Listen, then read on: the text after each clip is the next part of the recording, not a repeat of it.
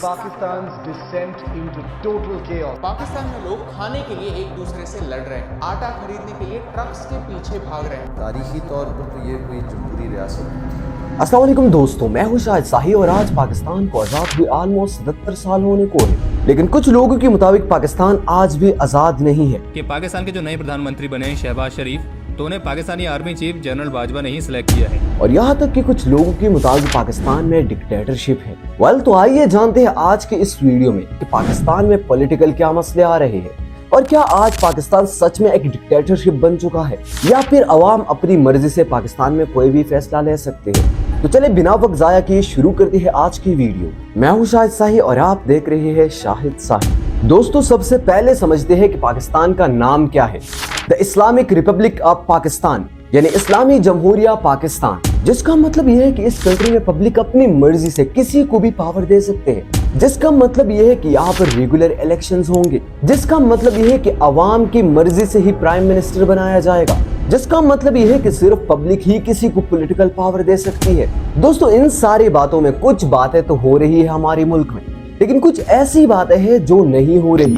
दोस्तों पाकिस्तान को आजाद हुई ऑलमोस्ट 77 साल होने को है, लेकिन इन 77 सालों में पाकिस्तान के किसी भी लीडर ने पूरी 5 साल तक हुकूमत नहीं की। पाकिस्तान देश के इतिहास में आज तक एक भी प्राइम मिनिस्टर ने उनके फुल 5 ईयर टर्म कंप्लीट नहीं करी। यानी कोई भी 5 साल तक प्राइम मिनिस्टर की कुर्सी पर नहीं बैठा रहा और पाकिस्तानी अवाम ने 3 दफा मार्शल लॉ फेस किया। दोस्तों जब इलेक्शन का वक्त आता है तो अवाम अपनी मर्जी से किसी को भी वोट देते हैं और इनकी मर्जी से ही लोग पॉलिटिकल सीट्स जीत जाते हैं। समटाइम्स पब्लिक के जरिए इलेक्ट किए हुए प्राइम मिनिस्टर को कुर्सी पे बिठाया जाता है तो कभी नहीं। लेकिन आखिर कैसे, ये तो हम आगे जाके वीडियो में डिस्कस करेंगे। अभी आते हैं पाकिस्तान के पॉलिटिकल सिचुएशन की तरफ। पिछले 77 सालों से जब पाकिस्तान में इलेक्शन हो जाते हैं तो किसी को प्राइम मिनिस्टर बनाया जाता है, लेकिन उसके 3-4 साल हुकूमत करने के बाद एक दूसरा लीडर उठ जाता है और उसके खिलाफ धरने शुरू कर देता है या उसके खिलाफ मुहिम चलाने लग जाते हैं और उस प्राइम मिनिस्टर को कुर्सी से हटाया जाता है। और कभी कभी तो उस प्राइम मिनिस्टर पे बहुत सारी केसेस तोप दिए जाते हैं और उसे कुर्सी से हटाया जाता है। दोस्तों इसका मतलब यह है कि आप एक पौधा उगाते हो, उसे 1, 2, 3, 4 साल तक आप पानी देते हो और उसके बाद आप उसे जड़ से निकाल दो और फिर कहीं दूसरी जगह लगा दो कि अब मैं इसको पानी डालूंगा और ये फिर से ग्रो करेगा। दोस्तों ऐसा बहुत ही ज्यादा रेयर केस होगा कि आप किसी एक जगह से पौधा निकालोगे और दूसरी जगह उसे लगाओगे और वो ग्रो करेगा। इसी तरह दोस्तों एक प्राइम मिनिस्टर आता है, जब वो 2-3 साल हुकूमत करता है तो कोई दूसरा आके उसे उतार देता है और एक और हुकूमत बन जाती है। आप खुद सोचें क्या ऐसी सिचुएशन में हमारा मुल्क पाकिस्तान स्टेबल हो सकता है जहां पर बड़े लेवल की सिर्फ लड़ाइयां ही लड़ाइयां हो। बहुत ही सारे लोगों के मुताबिक जब कोई प्राइम मिनिस्टर बनता है तो वो पहले के 3 साल मुल्क को देता है, यानी ज्यादातर अवाम यानी पब्लिक को मुश्किल का सामना करना पड़ता है इन 3 सालों के फेज में। फिर उसके बाद वो 1 साल ऐसा रूल चलाता है कि ना उसमें पब्लिक को मुश्किलात हो और जिसमें मुल्क का भी फायदा हो, लेकिन आखिरी का 1 साल वो सिर्फ पब्लिक को देता है और पब्लिक की अच्छाइयों के लिए ही काम करता है ताकि वो अगली बार इलेक्शन जीत सके।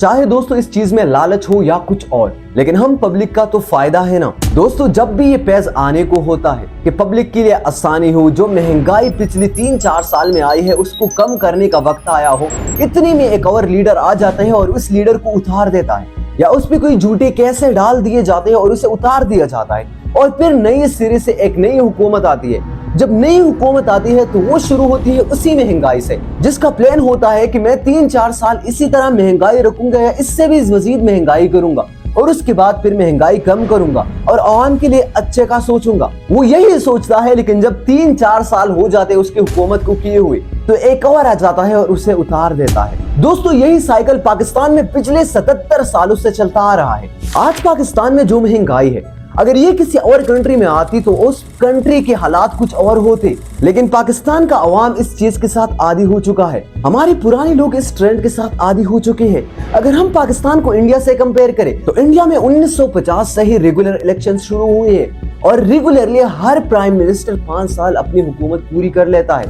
रेगुलर इलेक्शंस तो पाकिस्तान में भी होते हैं, लेकिन हमने कभी भी नहीं देखा कि यहाँ पर किसी ने अपने 5 साल हुकूमत की हो। अब आते हैं एक और सबसे बड़े मसले की तरफ। दोस्तों कभी कभी ये होता है कि पब्लिक किसी पार्टी को इलेक्ट कर देती है, लेकिन जब प्राइम मिनिस्टर और हुकूमत बनने के बाद आती है तो वो पार्टी जिसको पब्लिक ने इलेक्ट किया है वो पार्टी अपनी सीट्स किसी और पार्टी को दे देती है और वो पार्टी जीत जाती है।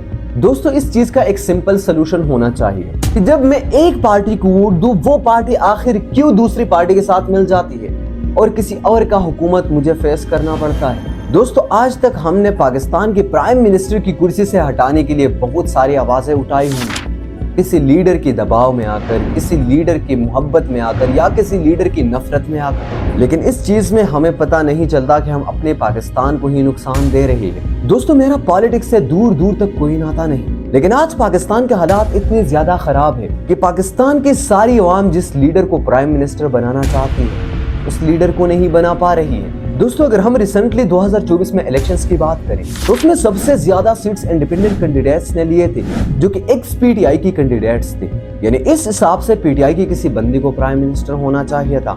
आज जो कि इमरान खान जेल में है, अगर वो प्राइम मिनिस्टर नहीं बन सकता तो किसी और पीटीआई के बंदी को प्राइम मिनिस्टर बनना चाहिए था। तो दोस्तों यहाँ पर इमेजिन करें कि जब सबसे ज्यादा पब्लिक ने पीटीआई को वोट्स दिए तो आखिर क्यों हम पे किसी और का रूल आता है और कोई और प्राइम मिनिस्टर बनता है। दोस्तों आज जागने का वक्त आ गया है।